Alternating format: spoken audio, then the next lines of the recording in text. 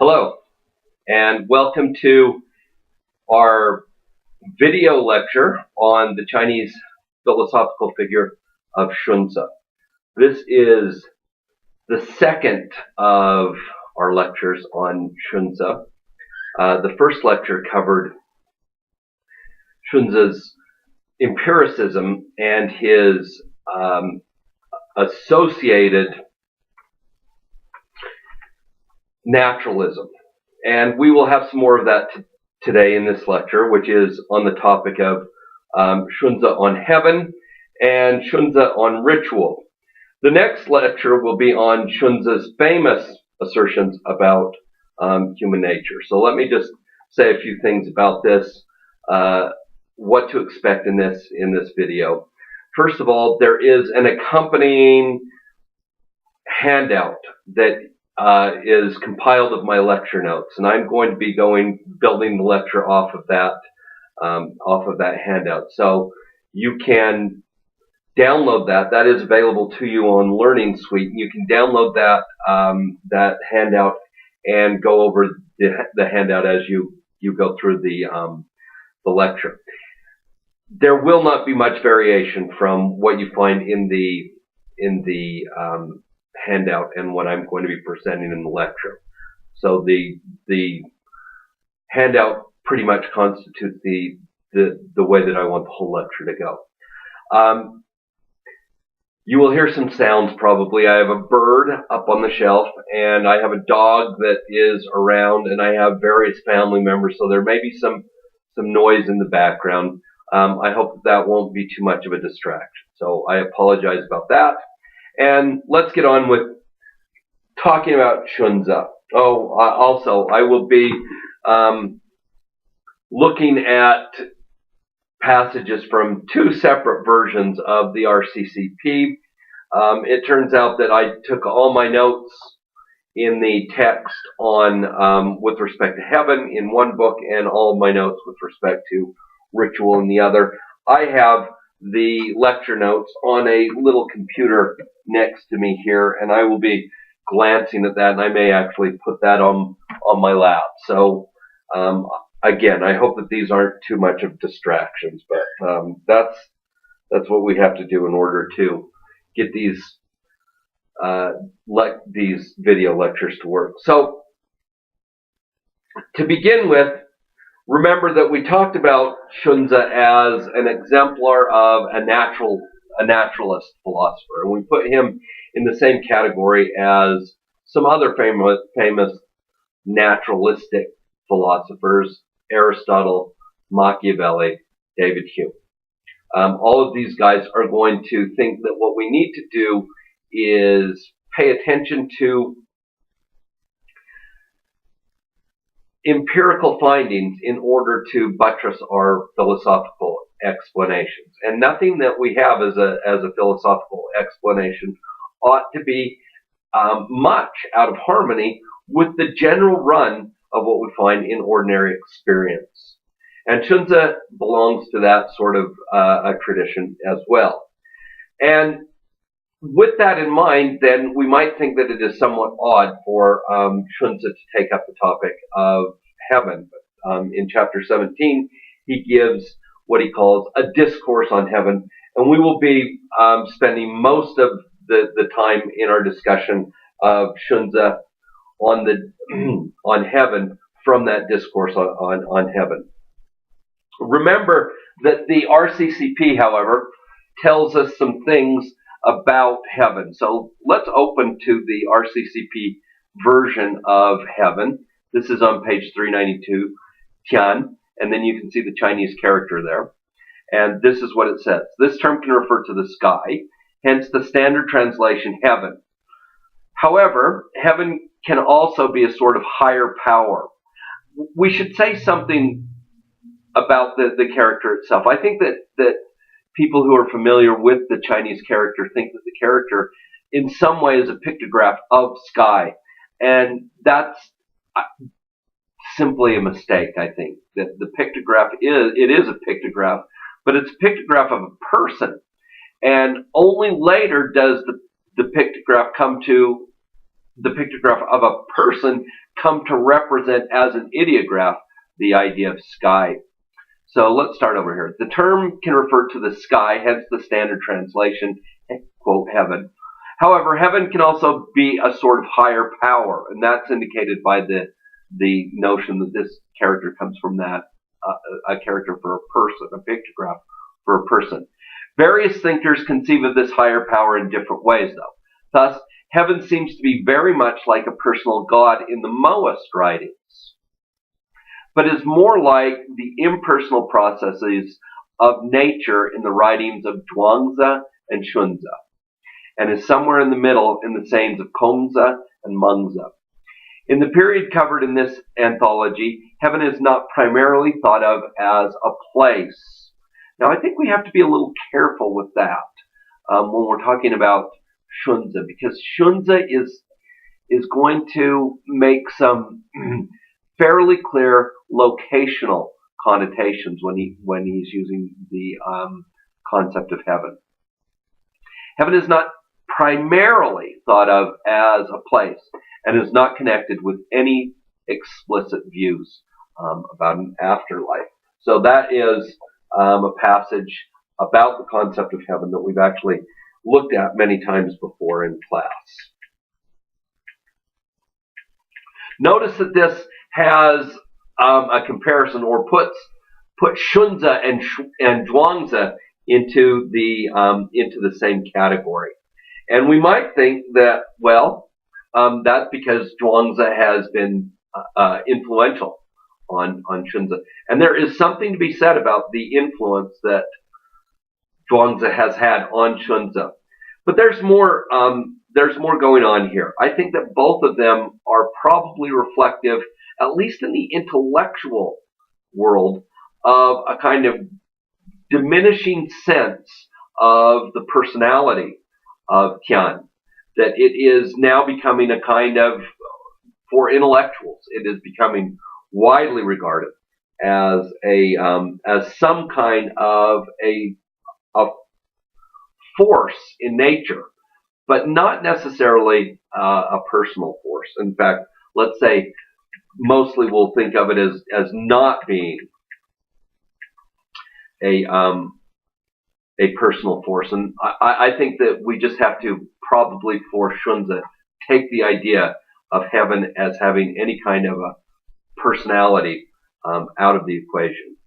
He really does think of it as a kind of natural process. And again, that is in keeping with this general assessment of Xunzi as belonging in the category of philosophers who are naturalistically inclined.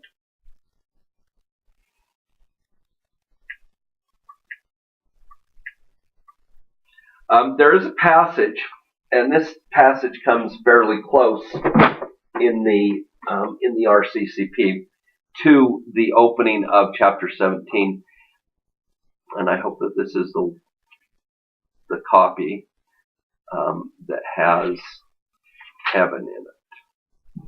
Oh, this is the one on ritual notes. All right. On page 268, notice that the Discourse on Heaven begins on page 269. On page 268, right across the page from where the Discourse on Heaven begins, the last paragraph on 268 reads as follows.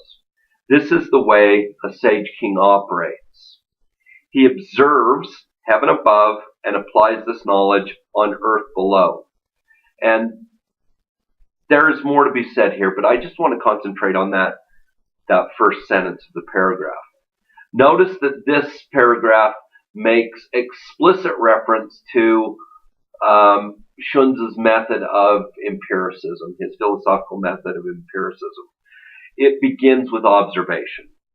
So the Sage King is going to operate by first observing, and the thing that the Sage King is going to observe is heaven above, and there we get heaven in this locational fashion. But I think that it's not just that heaven is being understood locationally here. I think that it's the idea that there are patterns that we can see in the sky that we see the motions of the heavenly body, and then, as it says, he applies this knowledge to earth. He applies this knowledge on earth below. And it's not just that he applies this knowledge on earth, but among human affairs. The idea is that we see certain patterns of operations and motions in the sky, and then we look and we see that there is a pattern of motions and operations among things on the earth. So Xunzi is going to very often speak first of the motion of the sun and the moon and the stars, and then immediately from those observations he is going to take up speaking about the observations that he can now make of the coming and the going of the seasons. And from that, he is also going to make an assessment about the patterns that we can find in human affairs. Okay, let's go to the discourse on heaven, and this is chapter 17. This is page 269, and let's just read the first sentence of the discourse on heaven. The activities of heaven are constant. And as we read that first sentence, we might immediately wonder, what in the world does he mean by constant in this passage?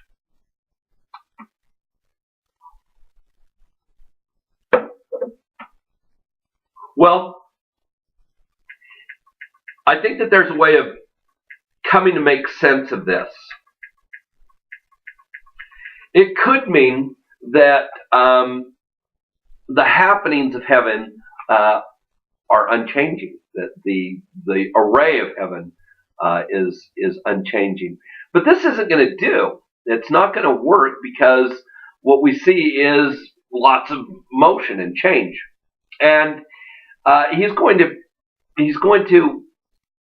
even though he has said that heaven is constant, he's immediately, or almost immediately, on page 270, he's going to take up the topic of the changes that we perceive that are taking place in nature and in heaven.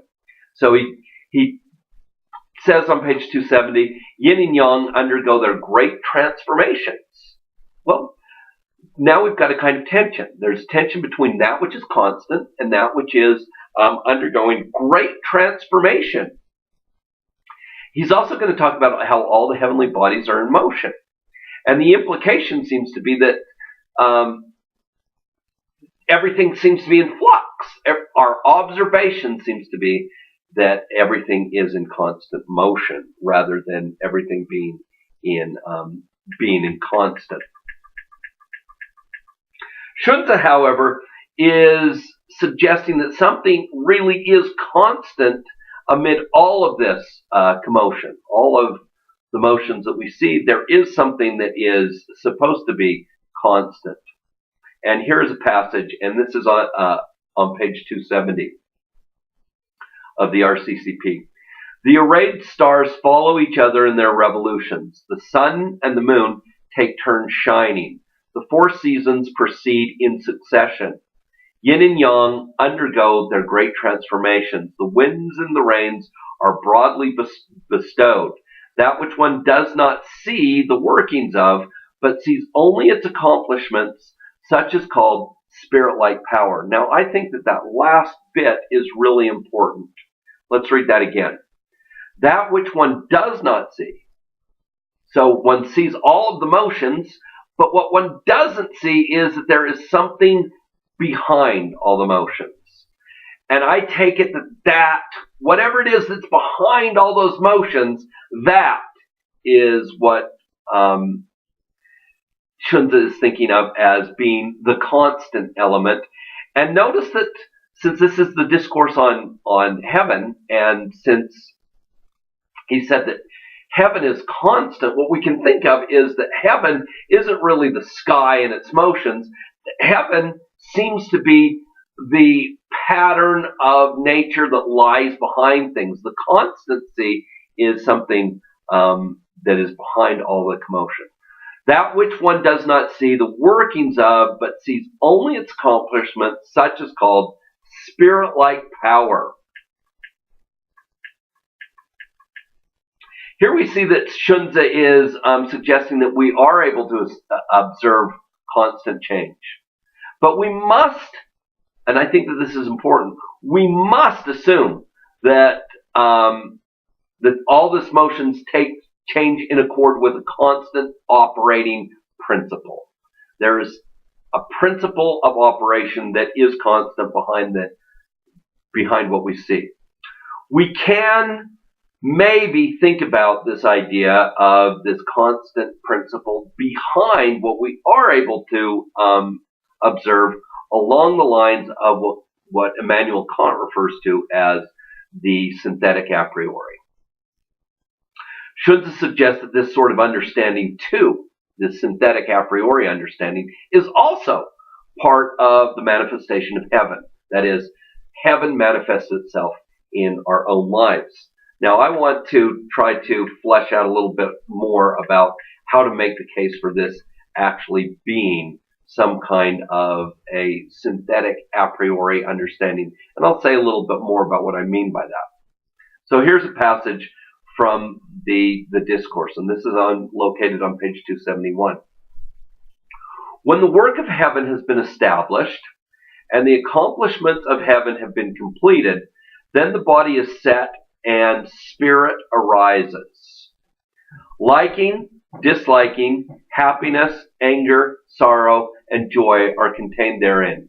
These are called one's heavenly dispositions. The abilities of the eyes, ears, nose, mouth, and body each have their respective objects and are not able to assume each other's abilities. These are called one's heavenly faculties. The heart, and remember that the heart here is the Chinese character of Xin, and it is the heart mind, dwells in the central cavity so as to control the 5 faculties. This is called one's heavenly ruler.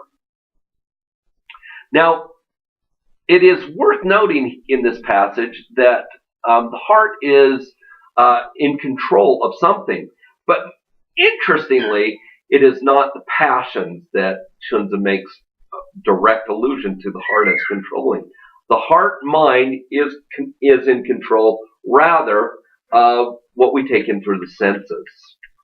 Notice that the passage reads that, so here's what he says about the 5 senses. The abilities of the eyes, ears, nose, mouth, and body each have their respective objects and are not able to assume each other's. Okay, first of all, the various kinds of sense experiences are discrete. That is, we do not have our vision interfere with, say, our tactile sense.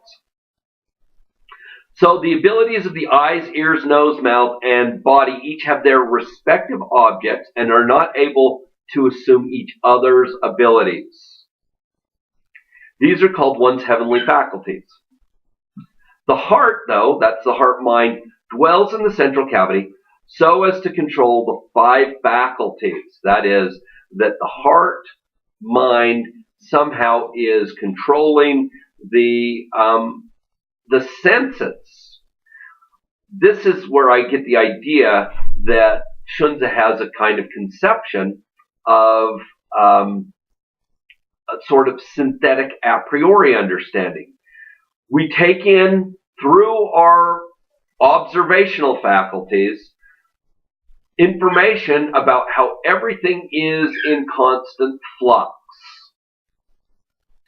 Behind that constant flux, however, we are forced, and Xunzi is going to think that we are universally forced to think that there is something constant. There is some additional knowledge that the mind is supplying to our understanding of sense objects. And that's what I mean by the synthetic a priori, that the mind is giving some extra information. It is doing something. It is managing our sense information in such a way as to make it intelligible. The mind somehow manages this data. And in doing so, it and this is the idea of Immanuel Kant, the mind is going to apply certain forms and categories. And I think that something like that may be happening here in Xunzi. He thinks that the mind is supplying a category, and the category is the category of spirit-like power. Notice how he thinks that this is a universal mental phenomenon. So let me read to you another passage from page 270. That which everyone knows how it comes about. So everybody knows that there is something lying behind all this change. That which everyone knows how it comes about, but no one understands it in its formless state. Such is called the accomplishment of heaven.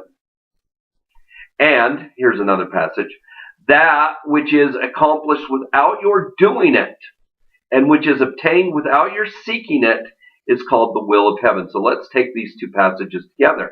The first one says that everybody has some kind of knowledge. And the kind of knowledge that we have cannot come specifically from the sense experience.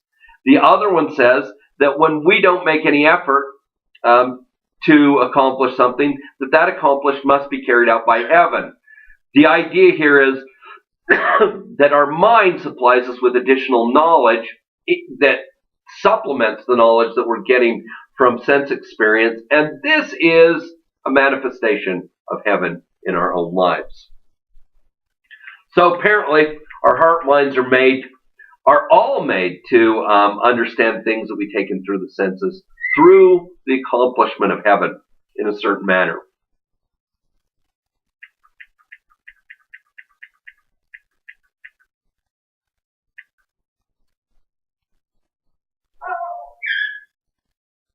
Now, this next section comes back to the idea of Xunzi's naturalism and his notion of the impersonality of heaven. And what we need to think about is, how are we to derive any kind of ethical or moral understanding based off of some kind of an impersonal imposition of patterns by this thing called heaven. And the notion of the impersonality of heaven, I think, has a really tremendous influence on Xunzi's moral theory. Immediately after saying in chapter 17 that the activities of heaven are constant, he is going to go right to the old talk. So let's read the next little section. So again, this is the first sentence of chapter 17. The activities of heaven are constant. And then notice this. They do not persist because of Yao. They do not perish because of Jia. If you respond to them with order, then you will have good fortune. If you respond to them with chaos, then you will have misfortune. If you strengthen the fundamental works and moderate expenditures, then heaven cannot make you poor. If your means of nurture are prepared and your actions are timely, then heaven cannot make you ill. If you cultivate the way and do not deviate from it, then heaven cannot ruin you. Thus, floods and drought cannot make you go hungry or thirsty. Cold and heat cannot make you sick, and aberrations and anomalies cannot cause you misfortune. Okay, so let's go back to the second sentence of this paragraph. They do not, that is the constant activities of heaven, they do not persist because of Yao. And they do not perish because of Jia. And you'll need to maybe review who Yao and Jia are. They are both located in the important figures section of the RCCP. Remember that Yao, well, let's just read it. This is on page 382. Yao, Emperor Yao, first of the mythical three sage kings. His traditional reign dates are 2356 to 2255 BCE. He is credited with the invention of the calendar, developing rituals and music, and establishing the basic structure of government.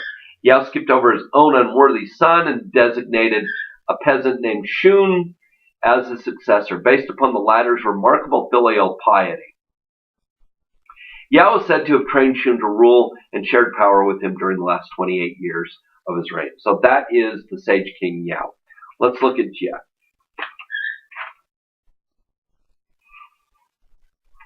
This is on page 380. Jia. Tyrant Jia. Purportedly the evil last ruler of the Xia dynasty. His traditional reign dates are 1818 to 1766 BCE. So, in looking back, now that we refresh our memory on who these Yao and Jia are, in looking back at these sentences, let's see if we can make sense of them. The constant activities of heaven do not persist because of Yao. They're going to be constant. They're not going to change as a result of Yao. And here's what I think that we need to keep in mind. Heaven is not going to be altered as a result of the virtue of Yao. Nor are the patterns and activities of heaven going to be altered because of the wickedness and the corruption of the tyrant Jia. Here is a kind of previous worldview, and that is, because certain sage kings are virtuous, heaven aligns itself and favors them because of their virtue.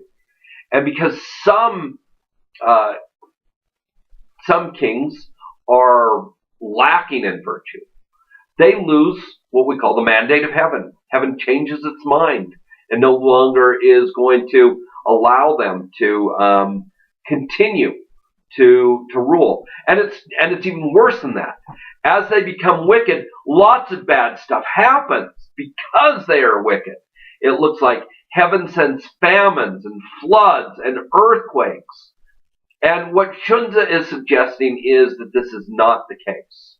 That heaven is not going to alter itself as a result of the actions of human beings. Heaven, again, is impersonal. So we need to know, given that new understanding of the impersonality of heaven, what's the point of being virtuous?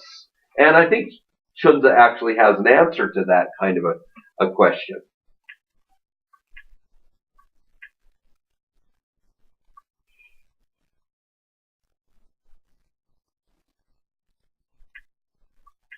Here's a passage, and this is from page 271. The sage king keeps his heavenly ruler, sets straight his heavenly faculties, makes complete his heavenly nourishment, accords with his heavenly government, and nurtures his heavenly disposition so as to keep the whole the accomplishment of heaven. A person who is thus is someone who knows what he is to do and what he is not to do. Let's think about what's going on in this particular passage. First of all, we've talked a little bit about some of these heavenly features. So we talked about the heavenly faculties. Those are our senses. We talked about heavenly dispositions. Those are passions. We talked about the heavenly ruler. That is the heart having control over these passions. In this same passage where we get these things clarified, he also talks to us about some other features: heavenly nourishment, heavenly government, etc.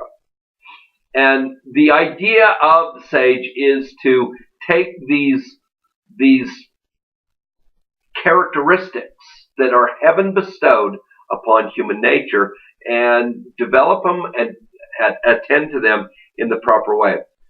And notice this then, that what the sage does is he is a person who is someone who knows what he is to do and what he is not to do. Heaven has already manifested what a person should do and what a person ought not to do in the dispositions and the faculties and the rulership and the governorship of this of our own natures.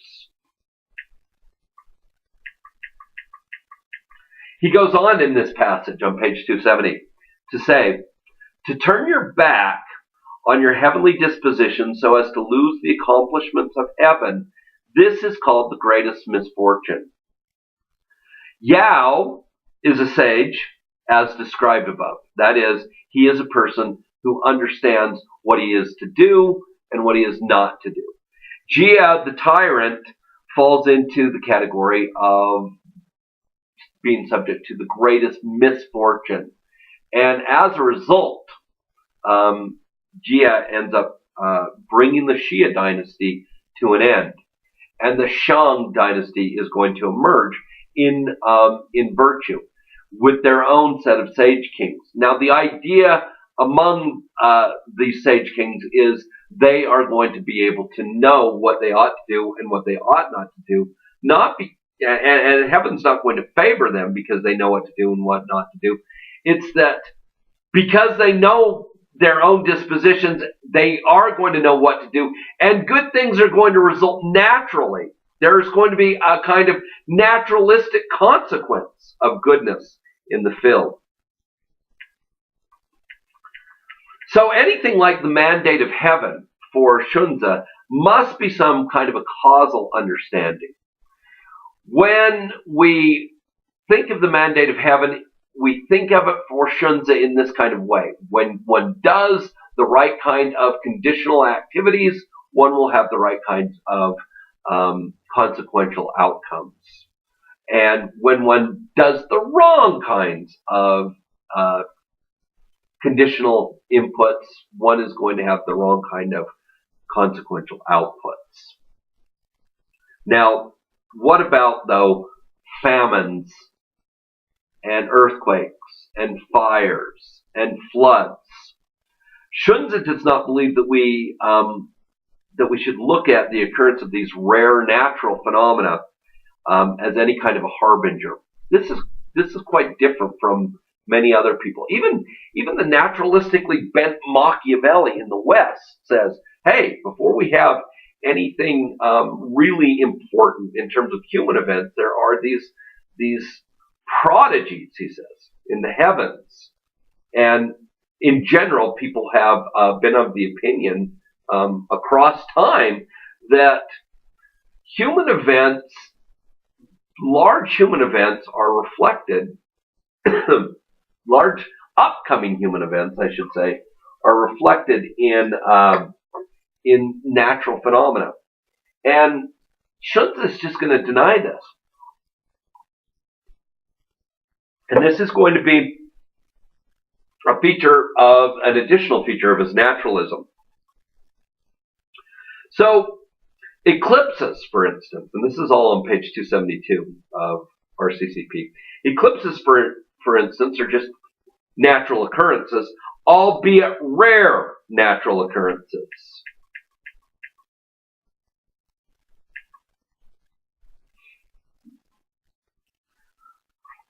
And he thinks that we should simply treat these rare natural occurrences as rare natural occurrences, and that is that we should think of them as being wondrous, and we should marvel at them. And it's worthwhile to marvel at solar and lunar eclipses, but we should not fear them. Nevertheless, there are certain harbingers that we can point to that really do tell us of impending bad stuff that's going to happen in human affairs.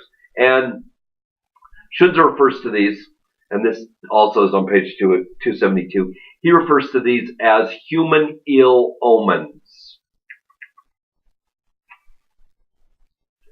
What are some human ill omens? Well, I suppose that we can think of this as, and in many ways, I think that it's impossible for the guys who are naturalistically inclined in philosophy, and I'll mention their names again, Aristotle, Machiavelli, David Hume, and Xunzi, and others as well. I suspect that we're going to have a strong propensity to understand human affairs as something like graspable through something like a social science. We're going to get that here in Xunzi. Xunzi thinks that we can causally predict certain bad things that are going to happen in human affairs based on bad inputs. Now, these are sort of primitive examples, but I'm fairly certain that Xunzi would go along with the idea that if we could come up with a kind of measure that we might be able to make more long-range, more accurate sorts of predictions in human affairs. What sorts of things does he have in mind on page 272? Well, here's one thing. Sometimes famine comes as a result of happenings in Earth that are beyond the control of human beings. But once in a while, or maybe more often than once in a while, we can make a prediction on bad harvests. And we can make a prediction on bad harvests because the inputs that are necessary for the harvest aren't there. People aren't working hard. They're not doing farming in the right fashion. For whatever reasons, the inputs are making it so that we cannot have a good harvest. It is the law of the harvest. And we can think of that as a social science law. The law of the harvest is that as you reap, or as you sow, so shall you reap. Xunzi very much has this idea that we can make a determination of future bad outputs or bad consequences based on bad inputs. And again, what we need to understand, and I think that this is far-reaching on Xunzi's account, we need to have a kind of causal understanding of what sorts of inputs need to be in place in order to have the appropriate outputs. Also, instability of government in the present is a harbinger of future chaos down the line. And these are really the only two examples that I think that he gives, as I recall. But I think that from the two examples that we could infer others that Xunzi would probably be likely to agree with. They're going to be primitive, but ones that he would likely agree to would have to do with agriculture, with warfare, with one that is common, one that even Mengzi recognizes, I think that Xunzi would endorse, and that is, look, if you have a king, and the king is engaged in war, and in order to engage in the war, he takes all the men out of the fields, then you can be pretty sure that that year you're going to have a bad harvest because you've lost the critical inputs for sowing. So here, really, Xunzi is very far-sighted in seeing a kind of causal understanding, a causal form for understanding human events. And I think that is something that we don't find elsewhere among other folks. I think it's very rare, even in the West, until another naturalistically inclined philosopher, Machiavelli, comes along and says, let's try to understand human events in terms of cause and effect relations. And here's how he sums up this section. Thus, if one rejects what lies with man, and instead longs for what lies with heaven, then one will have lost grasp on the true disposition of things. This is on page 273. The idea implicit in this passage is that there are things that causally lie in our control as human beings, and those are the things that we should attend to. Here are things that don't lie in our control, the things that have to do with heaven in general. It's constant. And thinking about changing heaven is akin for Xunzi to thinking about, from our perspective, changing the laws of nature.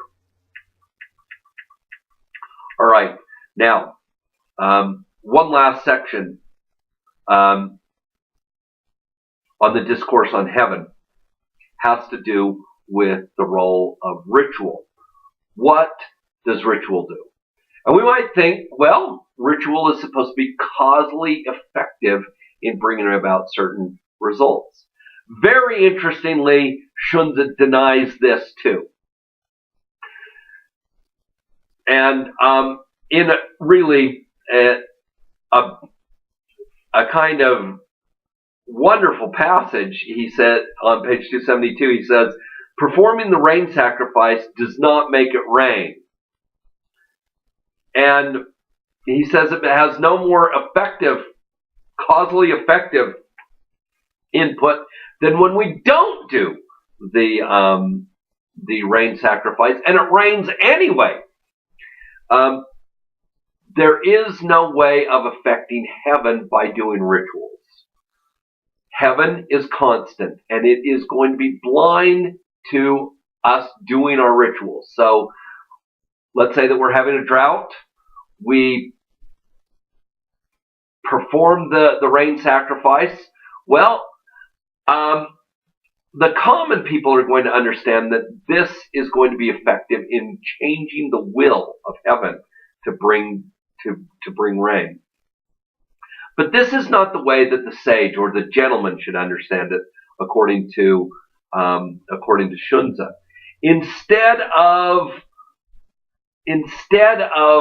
being causally effective, the idea that Xunzi has is that the ritual gives proper form to the expression of what we should be doing.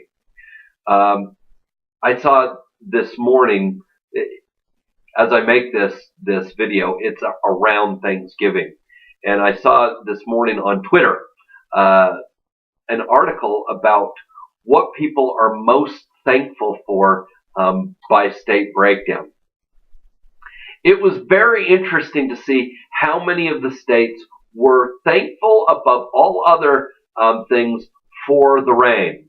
This was the case, of course, not in California right now, where the drought continues, but in places where the drought has somewhat subsided in the Southwest, in New Mexico, in Arizona. In Arizona this last summer, I don't know if you saw it, they had rain disasters, 5 inches of rain, just horrible flooding in Texas, and even in some places in the northern Midwest. The whole state, on average, were more thankful for rain than any other thing. What I think that Xunzi is suggesting is that these rain sacrifices give us an example, give us an opportunity, and he's going to say this in the section on ritual, which we're coming up on next. This is the segue from heaven to ritual. That these rituals give us the way of aligning our internal attitudes to what we are getting in the world, or what is happening in the world. And if heaven, in accord with its patterns, sends rain, then I think that Xunzi is going to suggest that we shouldn't be indifferent to this. While it is true that heaven is indifferent, we have been given heavenly dispositions. And those heavenly dispositions are things that we must cultivate and develop. And one thing that we must do is have the right kind of disposition with respect to what we receive from the impersonal operations of heaven. One thing that we receive is rain. And rain is important. And we ought to make our internal dispositions reflective of this. What Xunzi is suggesting is that the rain sacrifice is not going to make it rain. Heaven is constant.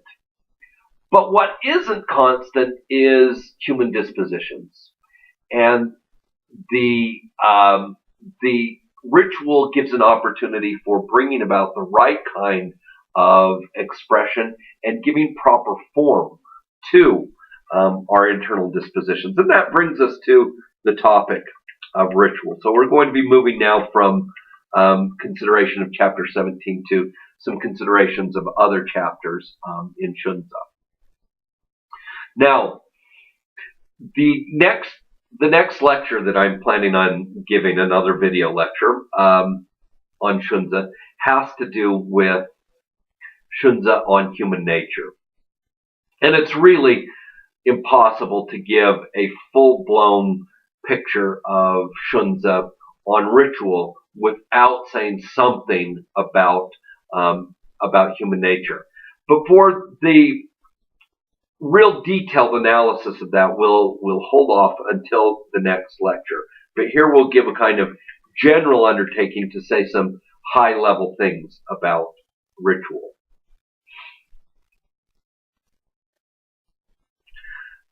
One thing that is crucial to understand about Xunzi is that he believes that ritual is not merely an instrument, but it is an instrument.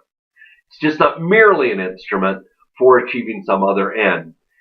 Xunzi believes that ritual for the gentleman or for the person of cultural refinement, ritual is intrinsically valuable. There is a joy that comes simply with being involved in the ritual. The ritual has this value in and of itself. And this value, he says in the discourse and in the chapter on ritual, he says that this value is perfected when there is a perfect symmetry or balance between our internal dispositions and the outward proper form. He's going to say a little bit more about that in a way that I think we come to understand that outward form is itself also aesthetically representative of beauty. And that is especially the case with one particular aspect of, it's not completely associated particularly with this branch of ritual, but it is especially noteworthy with respect to music. All ritual is going to have an aesthetic, beautiful element to it, formally. And here I think Xunzi actually comes quite close to Kant in his understanding of there being formal features of beauty. And those formal features of beauty are found in rituals, and most noteworthy, as I mentioned, most noteworthily, let's say, in music. Chapter 19 is where he discusses ritual specifically. But I want to begin not with his discourse on ritual, but I would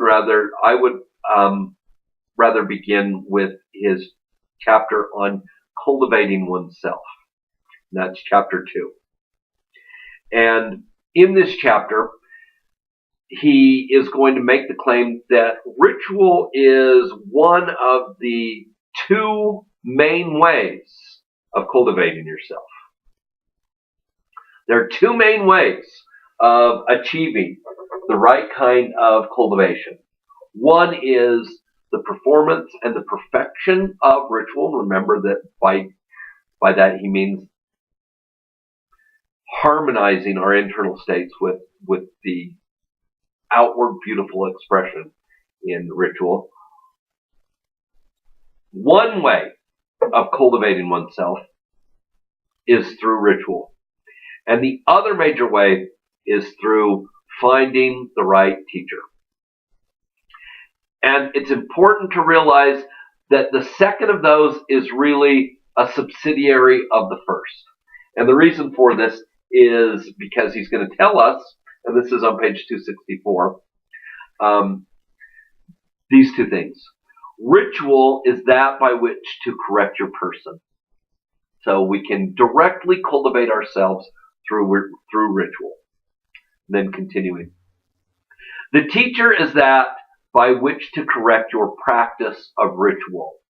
It's not just that we have a teacher who is going to implement, or who's going to instruct us in all kinds of things. No, the function of a teacher for Xunzi is that this is the person who helps us perfect our practice of ritual. And so ritual on its own is going to correct us, and the teacher is going to correct us in this aspect of doing ritual itself. Now, besides nurturing, according to Xunzi, there are many other functions that ritual performs, and I have these listed on the handout. I'm just going to go through really a fairly extensive list, and I'm just going to read. Lots of these just come from the first line of the paragraph of the section on ritual. So now we're to chapter 19. So first of all, ritual makes social distinctions. And Xunzi realistically believes that without social distinctions, we're not going to be able to get on with the business of society. In fact, he says explicitly that what distinguishes human beings from animals, and this is a kind of primitive view of animals, I guess, what distinguishes human beings from animals is that we are able to make social distinctions. And that is going to lead to our ability to formulate very complicated societies. There is no way that we're going to be able to make Xunzi into anything like a political egalitarian. I sometimes hear people who want to modernize Confucianism for a world in which lots of political people really do value something like political equality.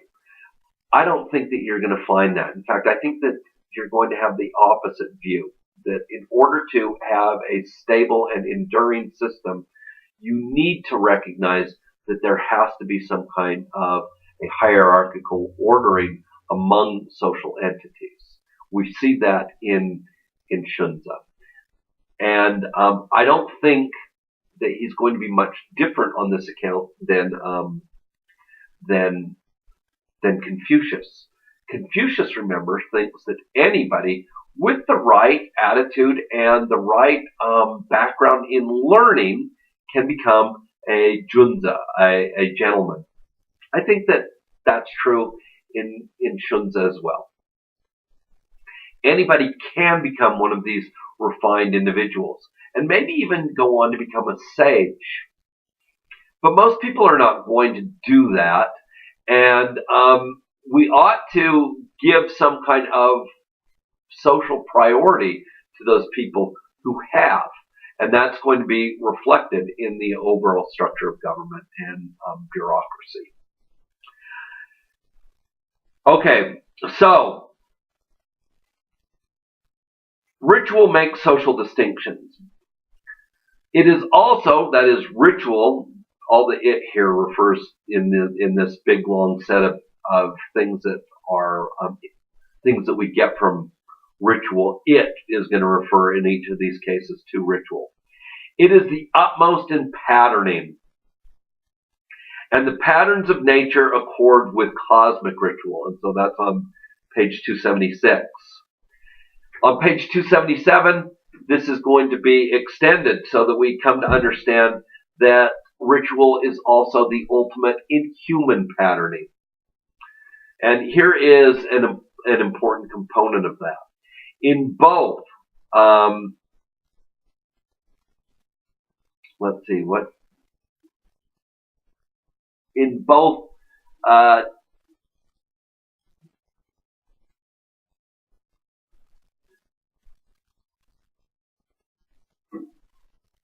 in both 2.4.b and 2.4.b.5, and those make references to previous numbers in the handout, Xunzian ritual constitutes a viable counter to the Western conception of law. That is, it is going to be conceived of as the sort of internalizing aspect in human events that is going to make it so that we're able to live peacefully with each other. It is also, so that is one counterpart to the Western conception of law. The other one is that rather than thinking of all nature as operating in accord with natural law, I've mentioned this before, Xunzi thinks that the way that we ought to understand the operations of nature in their changes is that they are ritual actions. This is such an interesting view to me, that the rotation of the earth, or let's say the sun coming up and going down in its order, all of this is an array for Xunzi of natural ritualistic behavior, the motions of the heavenly bodies, the coming and the going of the seasons. All of these are in accord with not law for him, but rather ritual. I think that that's a wonderful way of thinking about the actions of nature that we're not used to thinking about, because as I mentioned before, we are so much influenced by the Romans and by the imposition of the concept of law onto these things. The important concept for Xunzi is not law. It is ritual, and he sees the world as operating in accord with this preeminent principle. Now, we should say that law in China, in Chinese philosophy, is going to make an appearance in a big way, and that is going to be with the legalists. And remember that Han Feizi, the legalist philosopher that we are going to be attending to, he is, by tradition, the student of Xunzi. So we will have some kind of a return to the world that we understand, the world of law, coming up. So we've said that ritual makes social distinctions. It is the utmost in patterning. It also takes resources and goods as its implements. And I think that this is really one of the most important ideas. This is something to keep in mind. And there is a passage that goes along with this on page 274. So on page 277, Xunzi says explicitly that ritual takes resources and goods as its implement. But this is buttressed by another passage from 274, in which he says that ritual manages desires in such a way that, quote, desires never exhaust material goods. Ritual is a way of managing scarcity in the world. And again, I think that this is a feature of how Xunzi really does understand the world as a proto-social scientist. In addition to managing resources, ritual is that which takes care to order living and dying. This is from page 278. And by this, he seems to mean that ritual gives form and order to life events. When somebody's born, when we're married, and most notably, when loved ones die and we have to have a funeral. Ritual also ensures that fortunate and unfortunate events do not intrude upon each other. I think this is really a wonderful idea. So you can think about what happens when you're a German in the Battle of Berlin. Do we forego all of the rest of life? Or when we're in France, under German occupation, what should we do? Should we give up all of life due to this huge disaster? And I think that what Xunzi is going to suggest is no. The the idea of ritual manages to make it so that we can recognize that even in the midst of all these disasters, we have these capsules, these encapsulated moments where we can find perfect form for our lives. People are still going to get married. They are still going to have children. They are still going to strongly need to bury people. There is this old movie, and I'm just going to mention the title, 4 Weddings and a Funeral. You can imagine that that a single family might have in the same week a funeral of a grandparent and a wedding of some of a grandchild. The grandparent dies and the grandchild gets married in the same week. And ritual gives us a way of, attending to these fortunate and unfortunate events in a discreet way. Ritual also cuts off what is too long and extends what is too short. And he says that ritual provides a middle way. And by that, what he means is that, here he is using the morning ritual specifically, that the morning ritual might take that which is too short. I might not have the right emotional response to my loved one dying. My mother dies or my father dies, and I am somewhat indifferent to the death, let's say. And then I realized that out of duty, I have to put together a funeral and attend to their affairs. What happens, though, at the funeral is that the mourners come in mourning. And what happens when the mourners come in mourning? Somehow this has an infectious effect on other people. And it heightens and elevates the emotional response that people have. And pretty soon I'm sitting next to people who may not even know my father or mother. And they are so affected by the funerary ritual that they are strongly moved. And after a while, I find myself being more and more moved to the appropriate response. Ritual is extending my heavenly dispositions so that they are in the proper modality.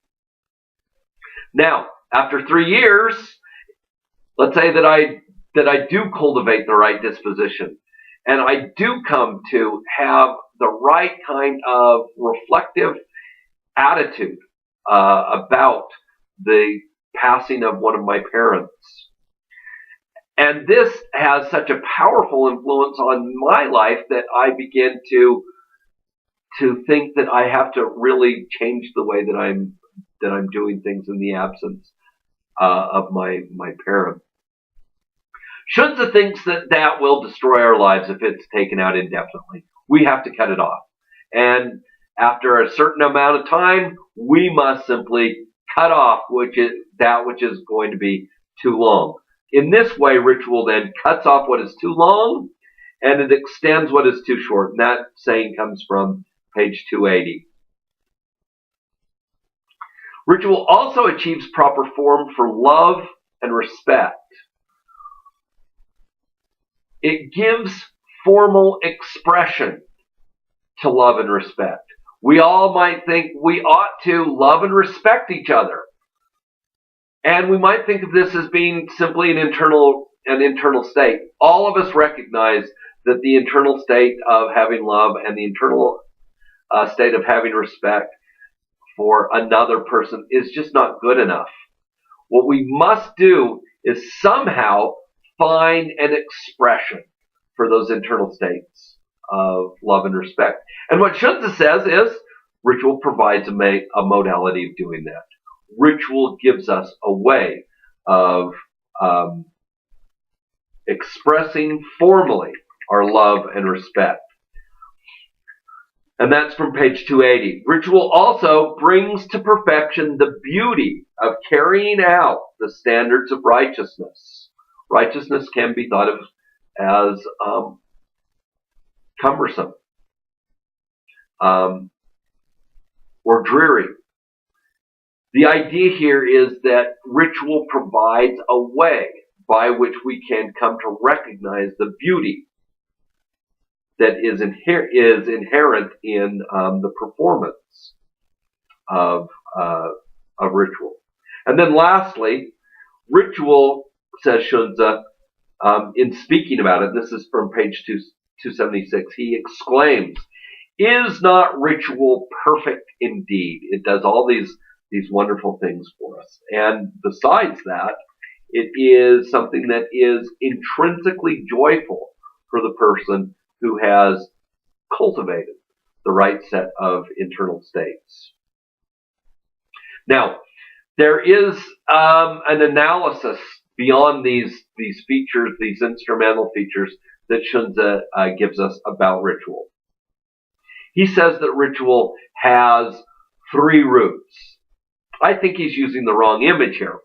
I don't think he means that they have 3 roots. I think that instead that ritual has 3 objects or targets or things that they aim at.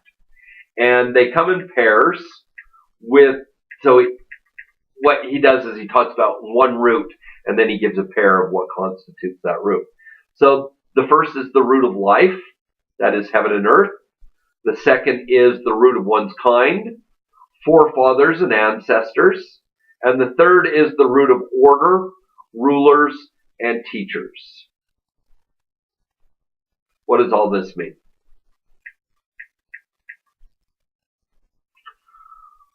Well, he also says on page 283 that of all creatures, human beings have the most awareness. And this relates, I think, to these roots. That is, we might think of these roots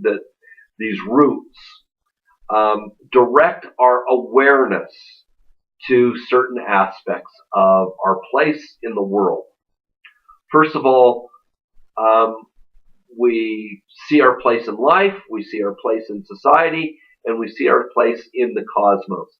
And ritual manages to direct our attention to these, in part because the rituals aim at something about heaven. There is some heavenly ritual. Or something about earth. We do the great ritual in which we do a kind of libation on the earth. We do rituals for the ancestors, etc. These sorts of targets then direct our attention to where we are situated in the totality of things. Now, one principal feature of ritual is music. And Xunzi believes, I believe rightly, that it is impossible for humans to live without music. And he also believes that the sage kings are the very people who discovered, we might even say who invented music. And the way that they did that was that they experimented with tones. And these tones had some kind of an emotional impact on us, or on human beings. And after they discovered which tones do have an effect on human beings, then they took these tones, and this is a quote from Xunzi, and caused the progression, complexity, intensity, and rhythm of the music to be sufficient to move the goodness in people's hearts. And this is the manner in which the former kings created music, and that's on page 285. The function of music is to have an emotional influence on us, to make us turn out to be better. And so it is a subcategory of the field of ritual. Now, consider this statement from an ancient history of Korea. That is, this passage comes from the Samguk Yusa. And this passage, I think, is well reflected in lots of other literature from East Asia. And this is what the passage says. The ancient sages founded nations. The ancient sages founded nations by the use of decorum. And I'm pretty sure that decorum is a translation of li, ritual. By the use of decorum and music. Founded nations by the use of music? What an odd idea. And ritual. The ancient sages founded nations by the use of decorum and music, and fostered culture with humanity and justice, not claiming marvelous strength or the aid of treacherous gods. This passage, I think, is very reflective of the philosophy of Xunzi, maybe more so than any other philosopher that we've studied.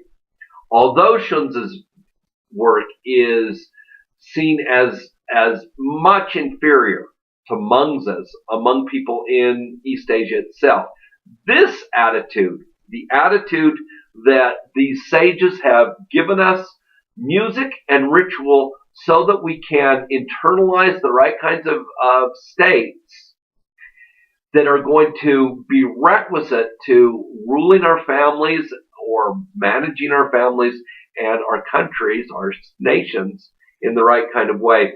I think this really does nicely trace back to the philosopher Xunzi. And that is it for our second lecture. And the third lecture will be on the topic of Xunzi on human nature. All right, thank you.